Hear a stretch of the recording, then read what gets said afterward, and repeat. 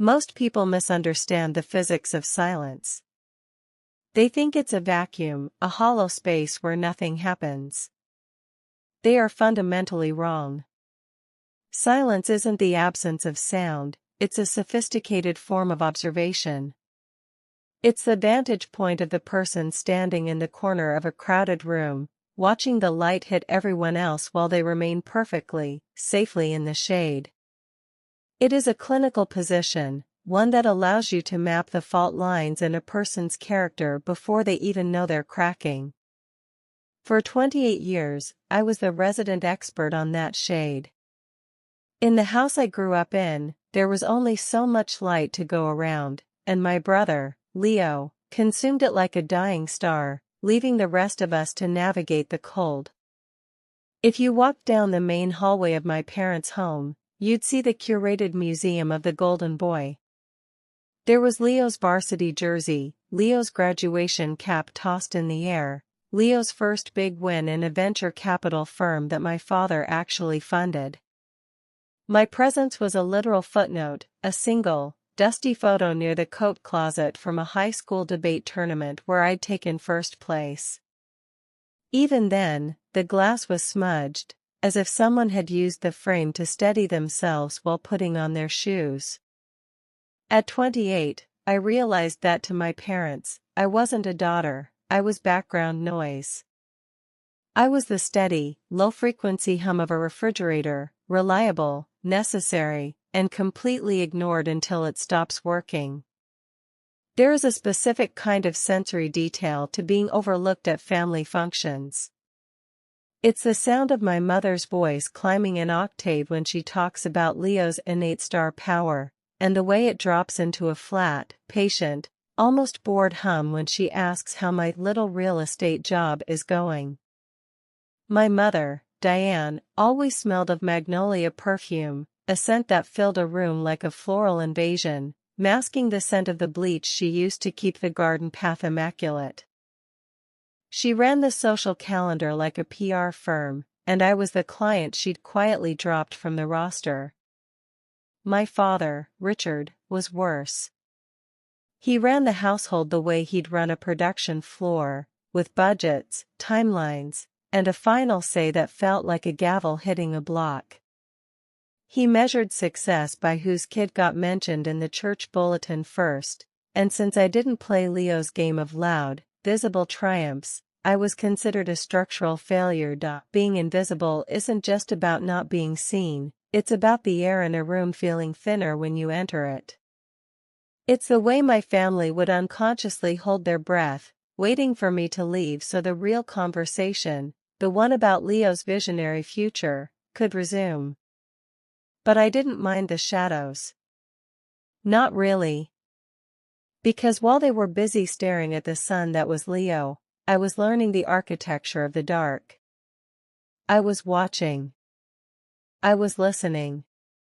And most importantly, I was calculating. Leo moved through life with the easy path laid out before him, a series of open doors that he assumed he'd unlocked himself through sheer charisma. He had that handshake, the one that made older men nod with approval and made my father puff out his chest until his buttons strained. Leo's star power was actually just a $2.6 million glass-walled fortress overlooking the city. My parents had bought the luxury penthouse 3 years ago as an investment, a term they used loosely to describe a place where their golden boy could entertain clients for his failing tech ventures. They told me I could live there to keep an eye on things and help me get on my feet, as if I were a charity case they were tolerating out of a sense of duty. In their minds, I was the quiet, struggling daughter who couldn't quite cut it in the real world of high-stakes finance. They truly believed they were letting me stay there out of pity. They didn't realize that for 3 years, I was the one maintaining the systems. I was the one who knew the exact frequency of the HVAC hum, the one who handled the contractors when the floor-to-ceiling windows leaked, and the one who quietly fixed the structural oversights the developers tried to hide. To my father, I was small time. To my mother, I was the supportive sister who should be happy to dust Leo's future furniture. They treated the penthouse like a crown they were polishing for their king, never realizing that the person wearing the crown isn't always the one who holds the deed to the kingdom. Leo would visit occasionally, drinking my father's good bourbon and talking about disrupting markets. He had a habit of taking credit for things he didn't understand. He'd look at the marble countertops I'd had polished and the sophisticated security system I'd installed, and he'd wink, not a brotherly wink, but the kind a card player gives when he thinks he's just seen your last chip go into the pot. He assumed I was his unpaid property manager, a role I played with clinical perfection while I waited for the math to mature. My second life started every night at 2 a.m. While Leo was out at high-end bars, spending seed money my father had funneled into his latest tech-forward real estate app, I was in the second bedroom of that penthouse, the one my parents dismissively called the storage room. I didn't store boxes there. I stored data. I'd sit in the clinical glow of dual monitors, the windowless room smelling of cold espresso and the subtle, metallic heat of a hard-working processor. I was building a portfolio, property by property, under the banner of Ironwood LLC. It started with a single distressed property, a 2-unit fixer-upper in a transitioning neighborhood that I bought with every cent I'd saved from my small-time commissions. I did the math while the rest of the family was asleep. I didn't want the loud, flashy success Leo craved. I wanted the quiet, compounding interest of the ignored. While my family assumed I was struggling to pay my phone bill, I was navigating the complexities of fiduciary duty and shell company acquisitions. I was growing an empire in the cracks of their perception. The family business was beginning to fray at the edges, bad investments, Leo's visionary projects that never actually turned a profit, but they were too blinded by the golden boy glare to see the rot in their own balance sheets. My father's management of the family trust was essentially a production floor with a broken conveyor belt, and Leo was the one throwing sand in the gears. There was a moment, once, at a Sunday dinner where the pot roast smelled of rosemary and desperation. I saw the stress on my father's face as he talked about the shifting market and the unfortunate capital calls on their commercial holdings. I opened my mouth to explain how Ironwood LLC was thriving, how I had already mitigated similar risks in my own portfolio, how I could help restructure their debt. Then Leo spoke over me, laughing about a new car he'd just leased on the company's dime, and the light shifted back to him. My mother patted my hand and asked if I wanted more carrots. I chose the landlord's silence instead. If they wanted me to be invisible, I would be the most powerful ghost they ever met. The math of my success was clinical and absolute. By my 28th birthday, Ironwood LLC wasn't just a side project, it was a juggernaut. I had executed a strategic acquisition of non-performing mezzanine debt across 3 different zip codes. I understood equity in a way Leo never would. To him, it was a word to use in a pitched deck. To me, it was a weapon. I was waiting for the cross default clause that I knew was coming. I knew my father had leveraged the penthouse to fund Leo's latest disaster, and I knew exactly which bank held that note. I didn't just buy the debt, I bought the future. The breaking point arrived at the Gilded Oak, a restaurant that smelled of truffle oil, expensive leather, and unearned arrogance. My parents had called an important dinner. My mother, Diane, was wearing her good pearls and that magnolia perfume that always preceded a social execution. Richard was sitting at the head of the table, his fingers laced, looking every bit the production manager preparing to announce a layoff. Leo needs a win, my father said. He said it with the gravity of a general discussing a war effort. Apparently, Leo's tech app had folded, though he called it a strategic pivot to a pre-revenue model. But the pivot required capital, and more importantly, it required a tangible asset on the balance sheet. "We've decided," my mother added, her voice that particular brand of soft that precedes a blow, "that it's time to settle the deed for the penthouse.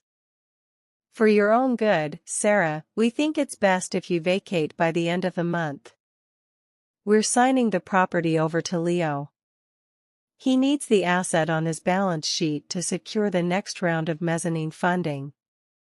Leo sat across from me, sipping a red wine that cost more than my first mortgage payment. He gave me that card player's wink again. "You understand, right, Sar?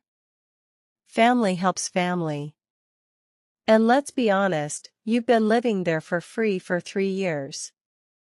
It's time to let the star of the family take the lead. You can find a nice, manageable little apartment closer to your, whatever it is you do." My parents' rhetoric was a masterpiece of condescension. They talked about my future and how removing the burden of maintaining such a large property would help me focus on my little career. They treated me like a footnote in the story of Leo's inevitable rise. They didn't even ask if I had a place to go. They just assumed I would evaporate back into the shade where I belonged. But as I sat there, watching the candlelight catch the smugness in Leo's eyes and the production floor coldness in my father's, something in the foundation of my life shifted. I wasn't hurt. I was liberated. The fiduciary duty I felt toward my family was officially dissolved by their own hands. I was done being the good daughter. It was time to be the CEO. I looked at the $2.6 million penthouse, the property they thought they were giving to Leo, and I smiled. It was the first time I'd felt truly visible in years. The reckoning took place a week later in the conference room of my father's longtime attorney, a man named Miller who looked like he'd been carved out of old parchment. The room was heavy with the scent of floor wax and the clinical chill of an air conditioner struggling against the summer heat. My parents were there, beaming with the pride of people who believe they are making a wise investment. Leo was dressed in a bespoke suit that screamed VP of Engineering, despite his bank account screaming overdrawn. On the mahogany table sat the legal folders. The deed of transfer.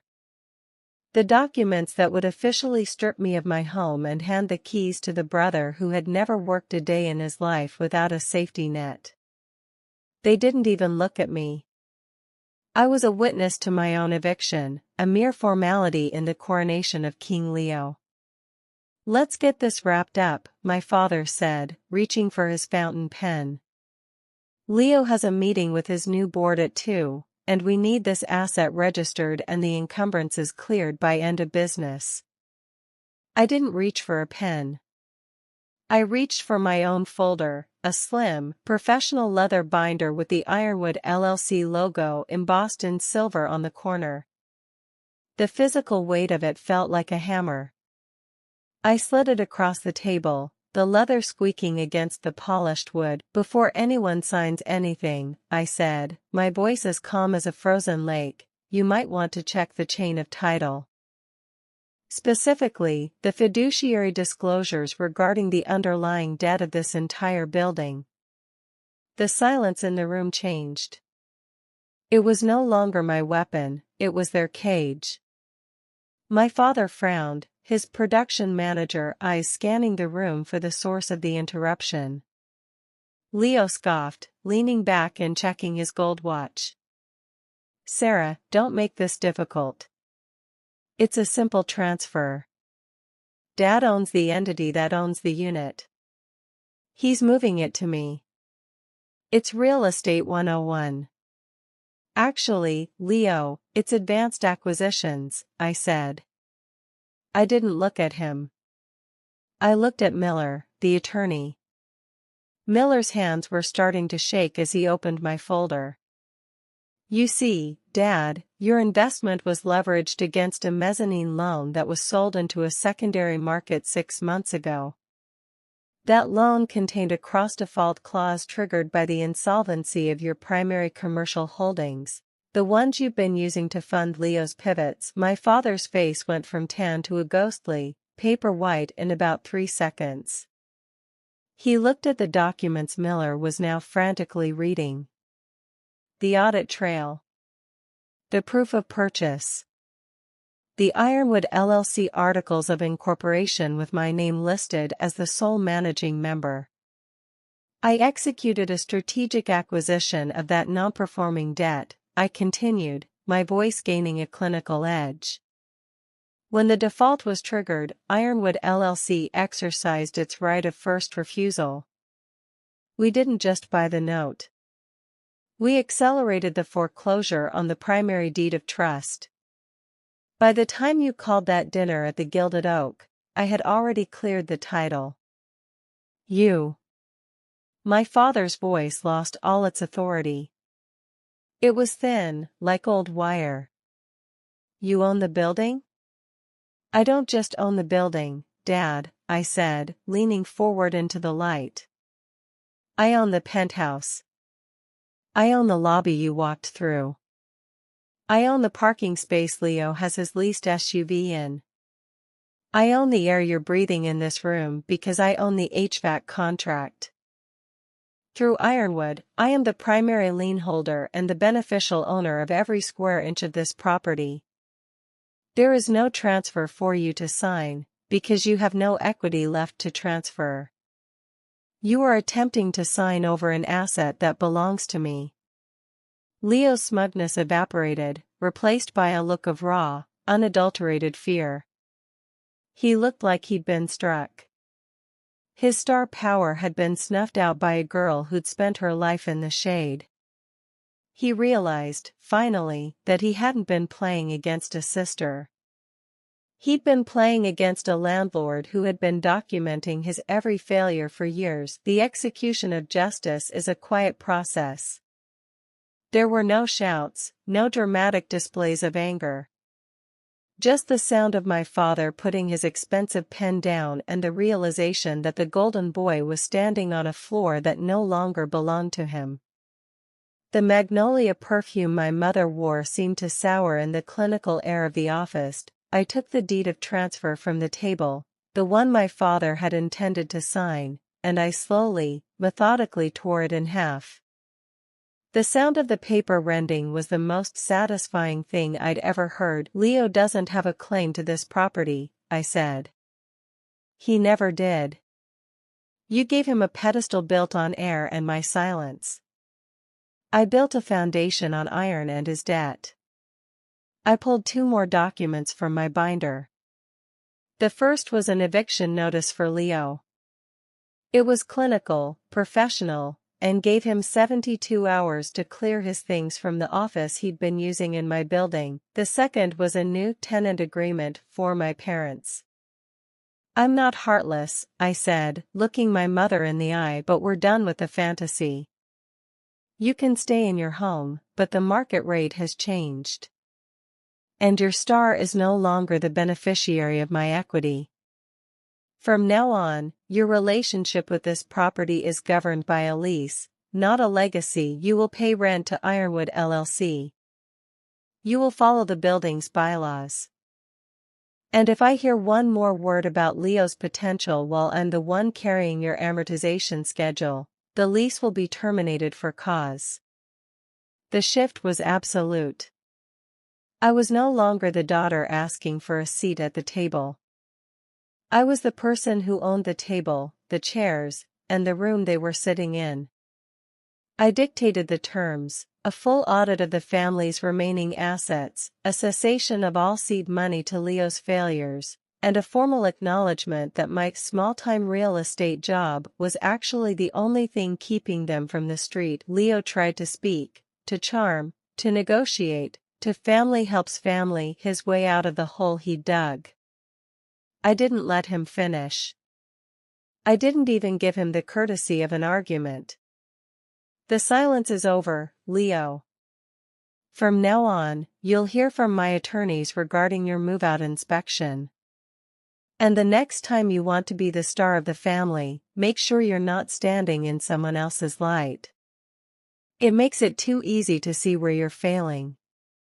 The first month as my parents' landlord was a lesson in the new normal. For the first time in my life, when I walked into a room, they didn't look past me. They looked at me with a mixture of confusion and a newfound, fragile respect, the kind of respect usually reserved for a bank manager holding a foreclosure notice. It's a strange thing, realized.